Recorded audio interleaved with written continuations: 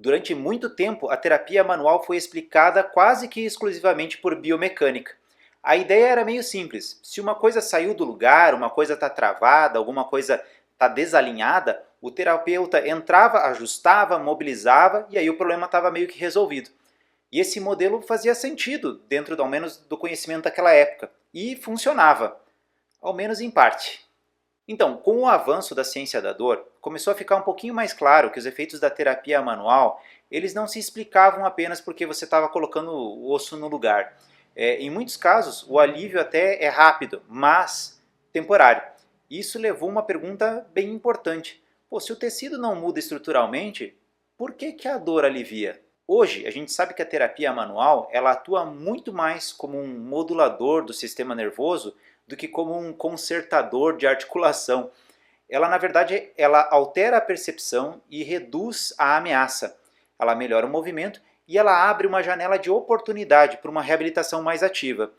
O problema nunca foi a terapia manual em si, mas o modo como ela era usada e principalmente explicada. Dentro desse contexto entra um conceito bem interessante e muitas vezes mal compreendido: a mobilização com o movimento. A ideia central é combinar uma mobilização articular, feita pelo terapeuta, com um movimento ativo realizado pelo paciente. Ou seja, não é o terapeuta fazendo tudo passivamente enquanto o paciente só recebe o tratamento. O paciente ele se move, ele participa, ele executa uma tarefa funcional, enquanto a articulação ela é guiada. E esse detalhe muda muita coisa. Aí a mobilização ela não serve apenas para ganhar movimento, ela acaba servindo também como um teste clínico. Se o movimento melhora e a dor reduz durante a técnica, isso mostra uma coisa muito importante: o sistema está tolerando aquela estratégia, ao menos naquele momento.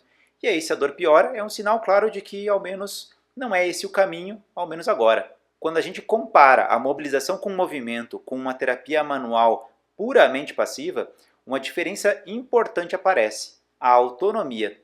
Na mobilização passiva tradicional, o efeito depende quase exclusivamente do terapeuta. Já na mobilização com movimento, o paciente aprende o movimento, entende a lógica e, em muitos casos, consegue reproduzir versões meio adaptadas em casa. Isso não significa que a mobilização com movimento seja sempre melhor do que as outras terapias de movimento, mas, em algumas situações clínicas, contração muscular, por exemplo, pode ser excessivamente compressiva. O melhor método é sempre aquele que funciona para aquele paciente naquele estágio.